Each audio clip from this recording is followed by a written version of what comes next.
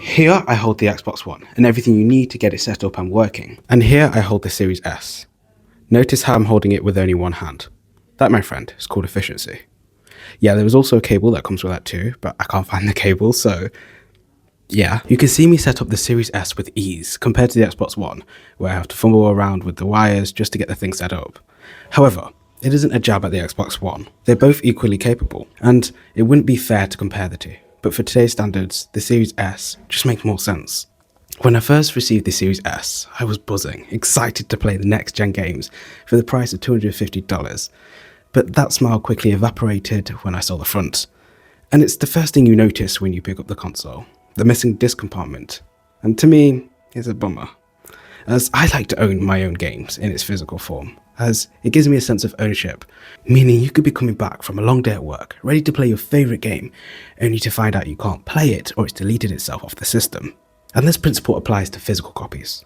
However, if the license expires, they can't exactly just take the game off you. And this is an ongoing debate in the gaming world. One thing you'll notice right off the bat is how quiet it is. You'll never really hear the Xbox fans rev up to full blast, as its design takes inspiration from the Series X, channeling air through both sides. So let's say you leave a plate on top of the console. It shouldn't have a severe effect, but I still don't recommend you do that. The only thing that causes the Series S to severely heat up is if, let's say, I had a piece of clothing over the console. Of course, then it's recycling the hot air, it's exiting out the console and, it's just overheating itself. If you haven't noticed already, this console looks pretty beaten up. And I don't own this console. The owner has kids, and that pretty much explains everything you need to see. But for this video, this is good, as we can see how the console is likely to hold up over time, especially if you have kids. The console is made out of plastic, and it's susceptible to dents, as you can see where the console may have been bumped and scraped. It's also susceptible to scratches, as the bottom of the console shows this. However, this could be due to the fact that someone removed the rubber on the bottom of the console, causing friction between the surface and the console itself. Cleaning the console is not easy either. If you get food or Play-Doh in the holes, you better pray to Jesus that it's coming out, or you'll be scrubbing with a toothbrush. Hey, you, subscribe, and I'll do one push-up with the Series X on my back. No, Series S. On the back of the console you have 5 functional ports, a 1GB Ethernet port, 2 super fast USB-A ports, a HDMI and an expansion slot. The HDMI port is a critical point of failure on the Series S. I doubt you would have issues because I would like to imagine that you'd be careful with the thing. However, in my case, the entire HDMI thing snapped off the logic board, but we good. The controller is solid. It might not have the entire package like the newest PS5 controller, but if it ain't broke, don't fix it.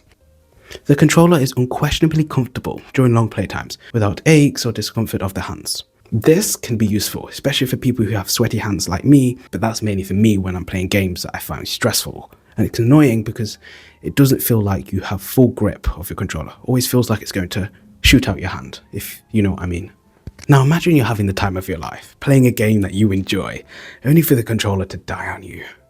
You don't have any AA batteries nearby, and your nearest charger cable is upstairs. By the time you get it, you've already died. This is the reality for some. However, I'm not a hardcore gamer, so I very rarely encounter this issue. Microsoft does, however, offer a rechargeable battery pack for around about $20, which could be cost effective in the long run. So you can say fuck you to those AA batteries, and I'll leave a link below the like button. However, for those, I know there's going to be people out there who don't want to spend that money on a £20 rechargeable battery. After all, I kind of just went bankrupt buying a new Series S. So my potential solution for that is play it wired. If you have a wire connected to the controller at all times, you don't need a battery in there, and perhaps you can manage. For our performance test, we'll be testing 3 games: Fortnite, Starfield, and to test backwards compatibility, an Xbox 360 game, my favourite, Sonic All-Stars Racing Transformed. Now, you may be wondering, well, Lorenzo, why are you playing a game on a console that doesn't have a disc slot? Well, I'm also testing backwards compatibility, and it kind of wouldn't be any different with a console that did have a disc slot. Fortnite is a solid experience on the console, with a consistent frame rate of 60 FPS, compared to the PS4, where frame rates aren't exactly so stable. If you have a capable monitor, you can enhance your experience with 120 FPS at 1080p. And with that said, usually the frame rate is around 100 to 110 FPS, so it doesn't hit that 120 FPS consistently. But for me, that's more than enough to have an enjoyable gameplay experience. If you go for resolution side of things, the graphics are impressive, as I find myself noticing details I would never really see on older generation consoles. The next game is graphically demanding, and that is Starfield. And running at 1440p at 30 frames per second, the game just looks amazing, especially if you have it played in HDR. Unfortunately, the game does not support ray tracing, but if it did, the console would absolutely fall apart. Well, you have to remember as well, this is flagship quality for half the size and half the price of the Series X. And also, while playing games, when it does drop frame rates, there can be a lot going on in the scene. A lot of greenery, a lot of houses, a lot of NPCs that can also bring the frame rate down. However, when you leave that area, the frame rate goes back up to 30 FPS. I also mentioned on how the Series S has 512GB of internal storage. Well, in technicality, that is not true. The true usable space you have to work with is 360GB. Starfield is over 100GB in size. Some of you may say, oh Lorenzo, why don't you just get a hard drive and store them on there? And you would be correct, but only from a storage standpoint. The daunting issue is when you transfer a Series S game over to an SSD, and let's say you wanted to play a game that you just transferred over.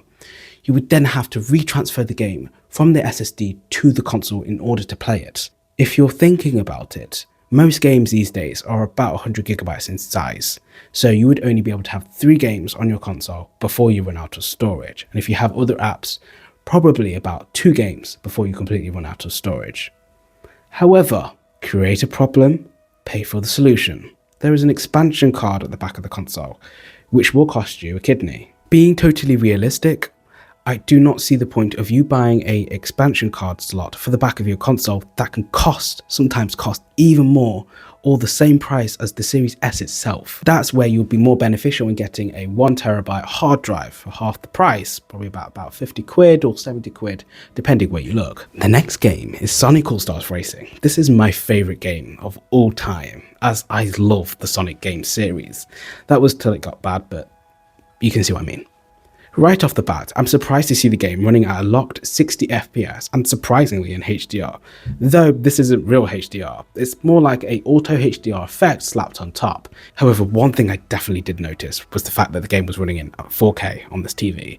And I'm so used to playing Xbox 360 games in a resolution of 720p, but to go from 720p to 4K is just blissful, just eye massaging, so relaxing, just playing such a high quality game. However, there's a downside. You will not have quick resume. You will lose the ability of quick resume as soon as you put it on an external hard drive. The console wars goes as follows. Sony has the better exclusive games. Xbox has a massive catalogue of classic games and some, very sparsely, exclusives. And the selection is not limited to those games. If you have Game Pass, you have access to an abundant amount of games that you can stream from the cloud or download for a better experience. When it comes to console wars, Sony has the better exclusive games, but Xbox has a better catalogue and accessibility to their games. Watching this video says a lot about you, the viewer. I think you're interested in the Series S, and I think you should invest in one. I think you should get yourself one. It is quality. Like, it's really good console, especially with the amount of games you get if you throw a Game Pass in it.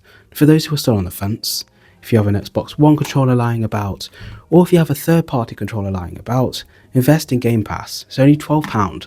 Play on it and tell me what you think. And if you enjoy it, if you find yourself running back the next month for another subscription, then you've got your answer. Now, I also find myself sometimes not wanting to look at a screen, like it's effort, like, no, I don't know. So the screen will be closer to my face. This is the Meta Quest 2. And if you're interested in a review on this product, it'll be there. And I will see you on Monday, I think. Yeah. And also, if you're still here, subscribe. Like, I want to know if you've actually reached the end of the video. So comment on what I can do better. And I'm so sorry. I really want to apologize for like the crappy picture quality. Like, I got a phone, like, I'm on a budget.